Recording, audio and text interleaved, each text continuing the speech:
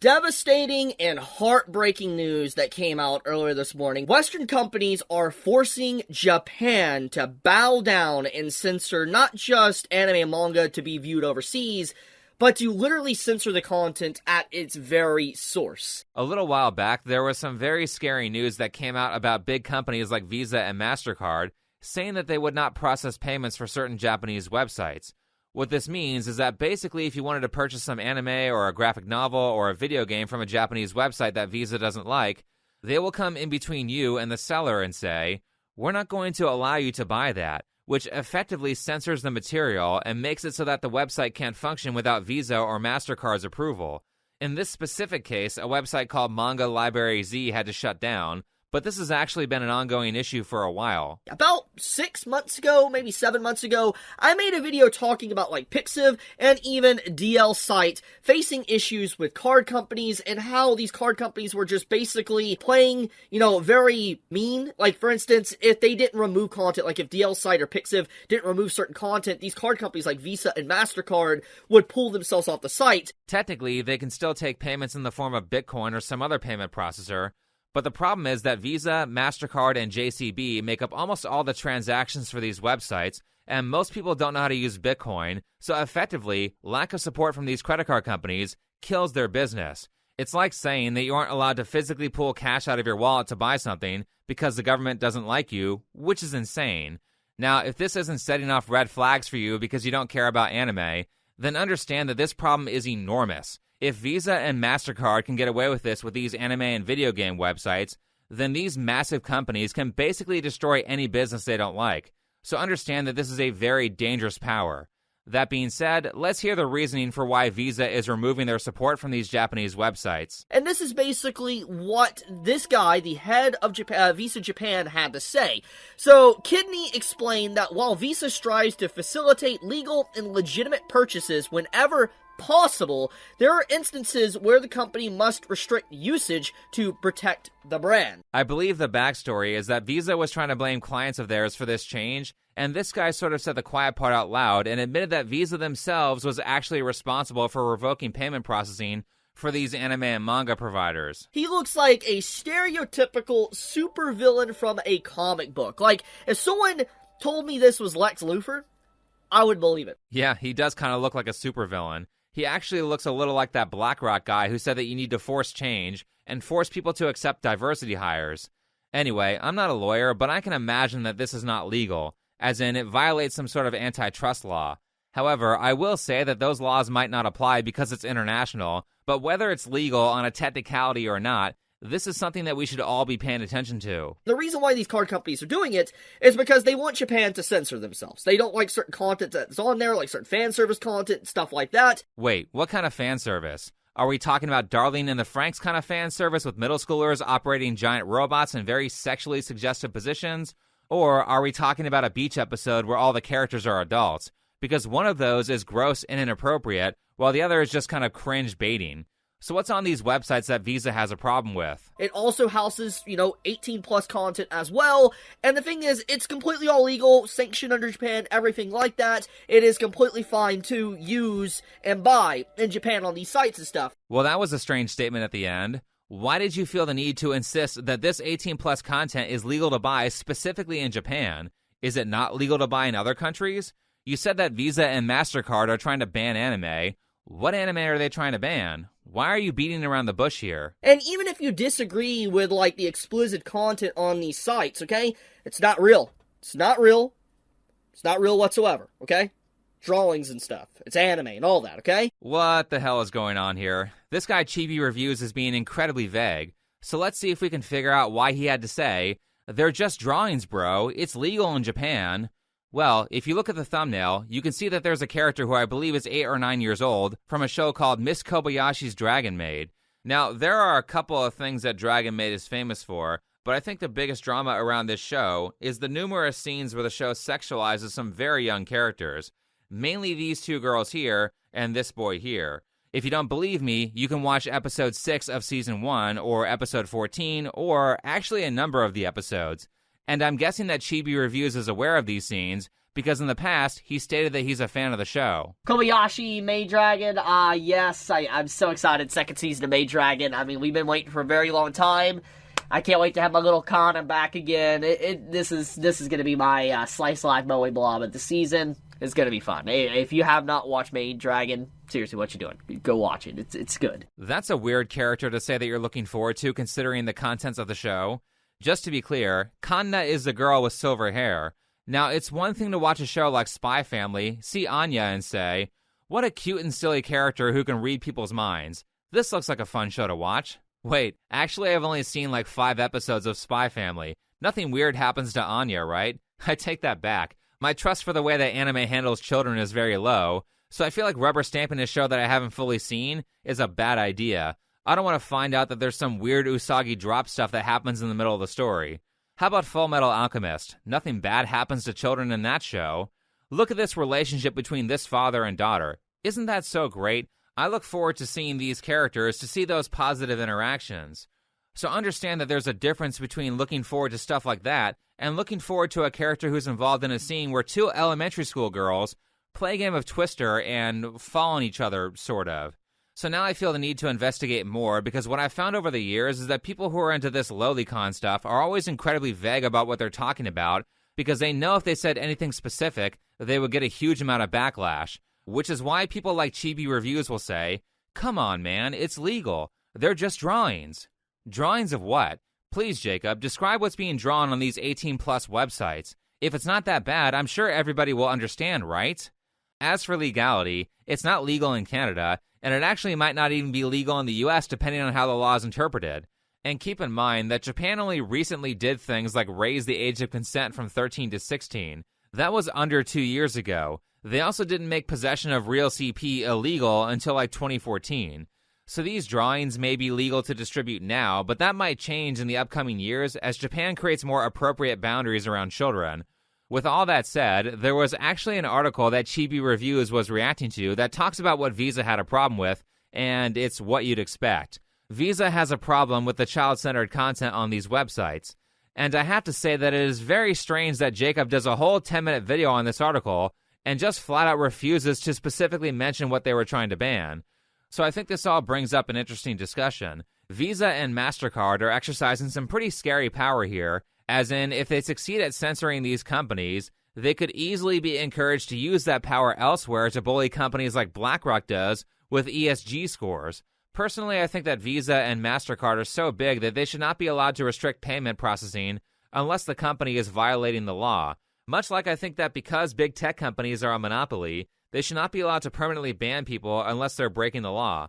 But also, this whole situation brings up a new issue that I was not previously aware of. Right around the time that this drama started, I was sent a DM on Twitter about artists from websites like Pixiv and the kind of material that they're drawing. If you remember from earlier, Pixiv is one of the websites that Visa was trying to cancel. Now, a ton of people are aware of artists like Shadman who draw lolicon or images of little girls because he was a famous animator on the website Newgrounds. More recently, he's famous for drawing explicit images of that girl who was in that Wolverine movie, and I believe a YouTuber who goes by Lieutenant Corbus. That being said, now we're moving away from the whole, they're just cartoons, bro, no one's getting hurt argument. But the reason that I bring up this informant from my Twitter DMs is because he informed me that this behavior from Shadman is not that uncommon in places like Pixiv. Now, understand that for this next part, I have to be incredibly vague to protect the victim, so I won't be naming any specific artist, nor will I say who they're drawing. In the case of Shadman, that wasn't necessary because these were extremely public and well-known events. However, this one is lesser known, so I'm taking more precautions. That being said, there's a girl who was a Slavic model who is pretty regularly drawn by artists as a 9-year-old and has at least one visual novel written about her. I'm going to censor most of the information here, but you can see that it says, based on a real person. Speaking of Pixiv, here's a comment section talking about this girl with people saying, she's the best. Blank is the best. And at the top, there's a person asking people to DM him to trade CP. I've actually seen a number of these requests to trade content on Pixiv. That seems to be how these weirdos build their collection, and I believe a lot of it's done on Telegram as well. Here's another example of a person asking to trade. This comment section also happens to contain a person whose Twitter account I was sent by the Twitter informant. He's an artist who also has made content that was inspired by real people, and he follows a lot of accounts that feature little girls who are Japanese models or pop idols. I counted 36 of them, and he's not too embarrassed to hit up the comment section of these accounts either, which is totally not weird at all. Does Japan have an FBI? And yes, I know it's the same person from Pixiv because he linked all of his accounts together. But unlike YouTubers who deny more nefarious motives and say, it's just a drawing, guys. This 12-year-old girl, yes, maybe a 12-year-old girl, but it is just a drawing of a fictional 12-year-old girl. Nobody can do anything directly to this 12-year-old girl that will put them in harm's way in any kind of physical or emotional sense because this 12-year-old girl you speak of never existed in the first place. Finding out stuff like this is why I haven't clipped Trash Taste since I believe the Ludwig video. So while there are plenty of people who will deny more nefarious motives, there are also plenty of people on Twitter or other internet forums who are very open about their desires. For example, this post here. Sorry I had to basically censor everything, but the context of this is a reaction to an artist who made content based on real CSEM. You can see one of the posters saying that the source material is hot, followed by a responder expressing how glad he is about the growing popularity of Lolicon. Lower down, you can see someone being quoted saying the best content is based on real cheese pizza, followed by a person responding showing his delight that more people are becoming accepting of this. And the bigger issue here with Lolicon material pretty frequently appearing in anime is that while everyone who consumes this kind of content might not have the ideas of these forum posters, it does, however, increase social acceptance of people like this. The more people approve of shows like Dragon Maid or worse stuff like Eromanga Sensei, the more people will look past forum posts like this one. You can even see it on Twitter. This person here has said something so horrendous that I had to censor it, but if you speak 2 languages, I'm sure you can figure out what it says. More importantly, there's a person quote tweeting him and defending him saying, "It's not that bad, he's just talking about drawings." Is he? How do you know? In fact, from a broader sense, if you're into Lolicon, how do you know that the drawings that you're looking at were not inspired by a real-life event? Is every artist transparent about that? I mean, certainly the pornography industry is not, as Pornhub got into some pretty big trouble for not doing obvious shit such as age verifying the people who appear in videos on their website. And I believe they still don't really age verify people who don't show their face, because it's hard to match faceless people in a video with the IDs that they send to the content moderators, which means it is very easy to traffic people on that website. All Pornhub would have to do is say that you can't upload unless your face is in the video. It's a pretty easy problem to fix if they were actually looking to fix it. There are also studios like this one where the founders were put in jail for trafficking girls and making money off abuse content. Studios selling abuse content under the guise of it being consensual is not that uncommon. So for all of you enlightened non-offenders, what makes you so sure that the drawings that you're looking at were not inspired by real people or real CSEM? I mean, here's a comment getting off to the fact that Lolicons are unknowingly looking at content that was inspired by that Slavic model that I talked about earlier, and then it kind of hints at predators intentionally spreading these images to further corrupt people who think they are, air quote, innocently looking at some little anime girl, but they are actually looking at CSEM content. Well, maybe innocent is the wrong word, even in air quotes, but how do you know that bad actors aren't trying to trick you into looking at something that's worse than you thought it was to promote social acceptance of their gross and illegal behaviors? MindGeek was already caught doing that with their adult websites. Remember the Project Veritas-style interview? So even if you are one of the enlightened ones like Rev Says Des, who thinks that consuming drawn content based on real events or real people is wrong and immoral, you do understand that many people are going to flip their morality when they find out that they have been unintentionally engaging with that kind of material all along, right? Or when they find out that the more degenerate consumers have been purposefully pushing them into content inspired by real events to make that content more socially acceptable. And by the way, I'm sure I'll get gaslit on this by people who defend Lolicon, as they pretend to not understand what social proofing is, so they can try to invalidate my argument about shows like Dragon Maid pushing more people to be accepting of PDF files, particularly if those people find out that they unintentionally stepped over their morality line. Now, just to catch people up, social proofing is an influencing technique that plays on people's impulse to follow whatever the tribe is doing, regardless of morality, meaning you can get people to do things simply by convincing them that a lot of other people are doing it, or you can convince people to adopt a certain ideology by saying that others have it. For example, when the legacy media says 98% of scientists agree with a narrative that they're trying to push, that is a social proofing technique to get you to adopt their ideology. Anyway, obviously the Lolicon defenders understand what social proofing is and how powerful it is, because they have entire social proofing networks where they sit in the shadows waiting for someone on Twitter to say that ReZero should stop doing weird shit with its young characters, followed by them retweeting the replies that they make to all their friends, sharing them on Discord, and firing up all their alternate accounts to like and comment so that their reply tweet ratios the original post. I've made threads about this stuff on Twitter, and I've literally watched lowly defenders retweet every single comment they make so that their friends can all like the tweet and make it look like their creepy-ass statement is far more popular than it actually is. They will also dislike bomb and comment brigade any video criticizing them to make it look like opinions against LowlyCon are unpopular, when in reality, almost everyone thinks LowlyCon is creepy. The defenders of it wouldn't have to fake engagement if their opinion actually had mass approval. But bringing it back to the Visa and MasterCard thing, I do think what they're doing is evil because they are essentially exercising the power to kill any business they want without any checks and balances. People are smart to be worried about this, but that doesn't mean that there aren't issues with the anime community, and a part of the problem is that, ironically, much like the woke people I've watched them complain about, they don't handle criticism very well, and they will often engage in deplatforming tactics when someone calls them out. And for everyone else, they will basically say that their opinion is invalid because they haven't been watching anime long enough. Ever since COVID, anime and manga exploded. So a lot of new anime and manga fans came into the picture, which has definitely led to a lot of issues in the last few years. I'm not going to get into that topic. Tourist, you're such an anime tourist. You only started watching it because you had nothing to do during COVID, and all you've seen is Demon Slayer, therefore you aren't allowed to criticize anime. These people are ridiculous. Even if you've been watching anime since Pokemon first aired in the 1990s in the US, and you speak Japanese, they will still call you a tourist who doesn't know anything about anime. Like, I've been watching it longer than a lot of these people have been alive. So despite all of that, these people will still call you a tourist who doesn't deserve to have an opinion because you think it's wrong that a lot of anime sexualizes children. And why exactly should I have to be some sort of anime scholar just to be able to say something? That's like saying I'm not allowed to have an opinion on Squid Game just because I haven't watched a lot of Korean shows. So it's not about how much anime street cred you have. Calling people a tourist is just a way of shutting people up without listening to their argument, which is very much the same reason why everybody hates woke people.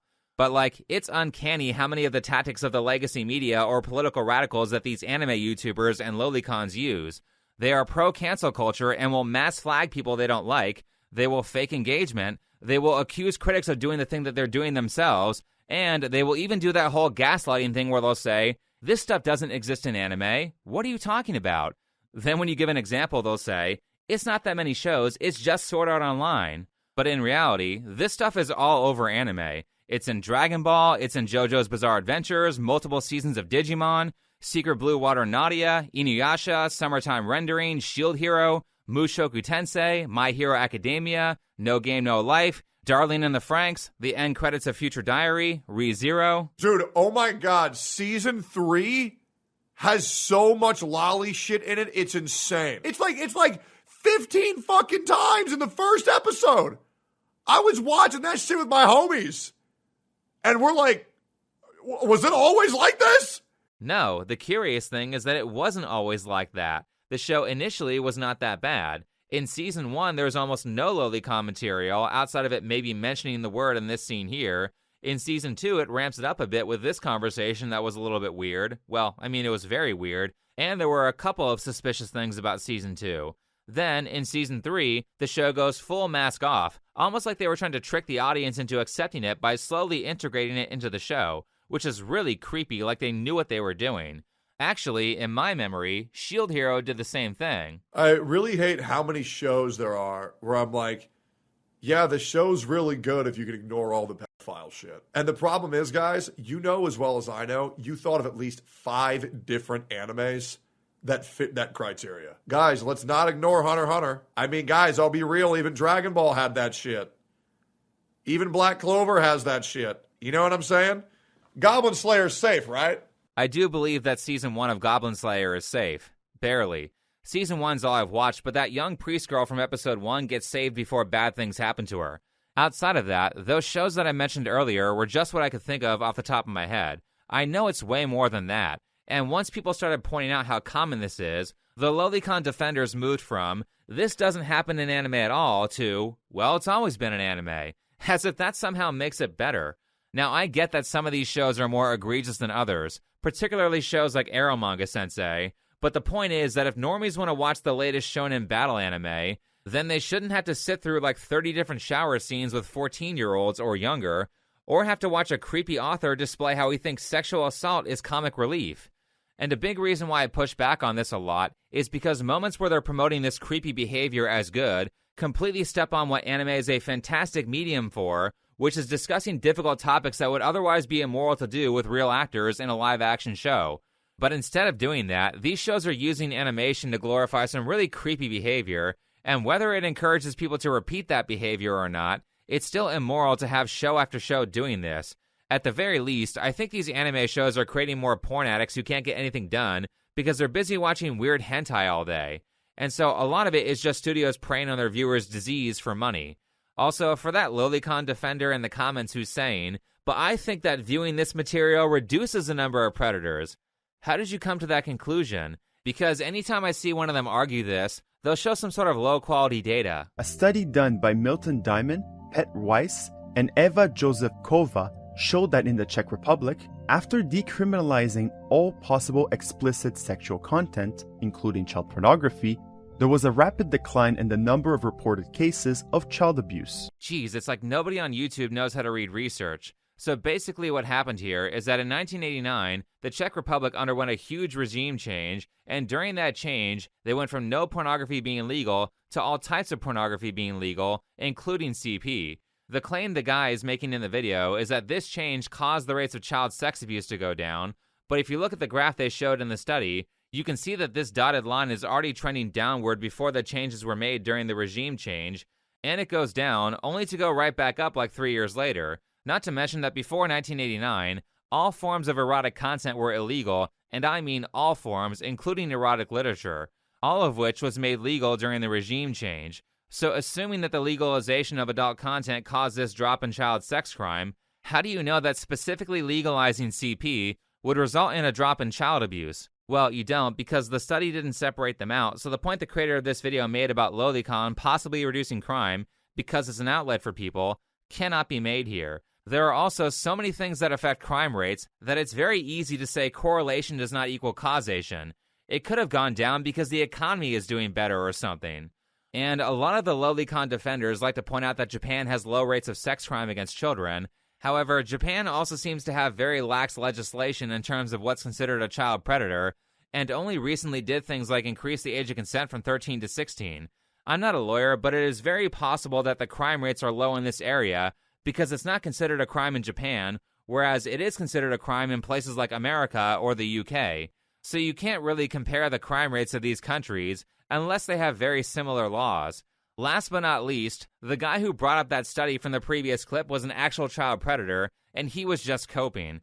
Just thought I would mention that because a very common argument from the pro-lolicon crowd is that the people who are antis or are against it are all secretly the real predators. Well, we have this individual in the replies going on a long tangent about how the characters, the female characters in Xenoblade are sexualized, and this fan service is the only reason why this franchise is relevant. Now, you look right here, you see this reply. This user says simply, "This you." And the image that they're attaching here is a rap sheet containing the criminal convictions of this user up above. And within those convictions include convictions for sex crimes against minors. And you know what? If you're a longtime viewer of this channel, I'm sure you're thinking to yourself, every single time. This happens so often, it's just disturbing. We have antis and people who complain about fictional content being outed as actual predators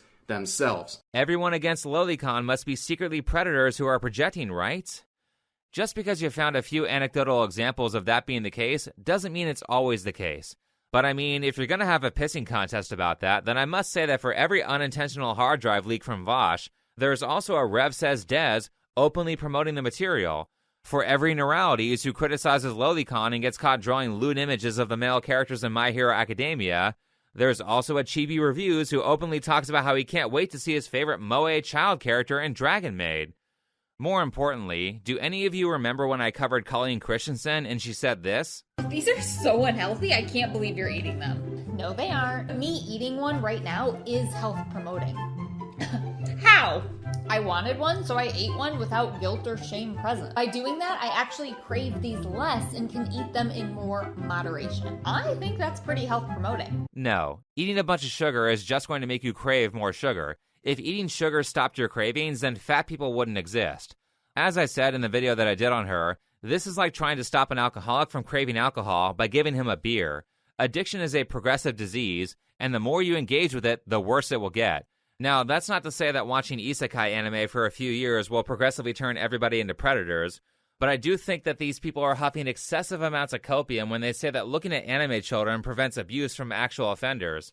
I have yet to see the pro-lolicon crowd provide any actual evidence of it directly doing that, probably because it has to be damn near impossible to create a study that can investigate it morally. So what we have to do instead is investigate similar mechanisms, and common knowledge in those areas says that you don't fix an alcoholic by giving him a beer. So in conclusion, for the third or fourth time, what Visa and MasterCard are doing is evil. Their actions are why we have antitrust laws in America, and if they are violating those domestically, I think they should be prosecuted by the US government, especially because they weren't just going after Lolicon. However, because of the Lolicon stuff, I do think that Visa has a decent reason for wanting to distance themselves from anime. Though what makes me the most mad about the Lolicon situation is that it steps on the unique storytelling that initially caused me to gravitate towards anime, and it makes me not want to watch it anymore. Back in the day, shows like Mushoku Tensei would have never been released in America, not because stuff like that didn't exist, but because American television didn't want to associate their brand with creeper content. So they would only localize shows that didn't do that stuff, or they would censor them, like they did with Dragon Ball. They didn't even release the original Dragon Ball in America until years after Dragon Ball Z, and they cut that shit like crazy. Rightfully so. The stuff they cut was highly inappropriate for a kid's show, it wasn't funny, and it didn't enhance the story. It was just weird. Or another example of a popular show is Cardcaptor Sakura, which is also a story for kids, and originally it had a little girl in a relationship with her much older teacher. Didn't know about that?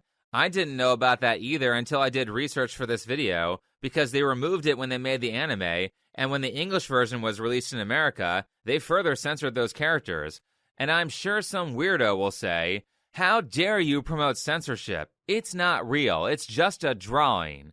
You don't think it's like grooming behavior to romanticize a 10 to 14-year-old being engaged to her teacher in a show for kids? You don't think that if an 8-year-old saw that, it would disrupt their concept of a healthy relationship? We used to say that anime doing this shit was inappropriate. So when I say that this kind of stuff ruins the unique storytelling that initially caused me to gravitate towards anime, I mean shows like Cowboy Bebop, Princess Mononoke, Ghost in the Shell, Parasite the Maxim, and the new Trigun series. There are so many wonderful stories that have been told by animation, yet the reputation of anime gets ruined by this creepy-ass shit that is made purely for people who can't stop watching hentai all day. But I guess there is a light at the end of the tunnel, because Japan recently has been changing their laws to foster more appropriate boundaries around children. I think that maybe a lot of the stuff that happens in anime happens because those kinds of relationships were legal until like 2 years ago. So one would hope that this stuff will start to fade in the upcoming years because of those law changes. I mean, Japan's dying right now, so they're probably scrambling to do whatever they can to get people into relationships. Maybe cutting all the constant porn baiting that's in your shows will help. It is so hard to not be a gooner while watching anime. It's so hard. That's why I like Vinland Saga, because there's no fan service, so I actually have control of my life. Dude, imagine playing gacha games. Playing gacha games and not gooning? Anyway, that's all I have to say on this. Thanks for watching, follow me on Twitter, and I'll see you in the next video.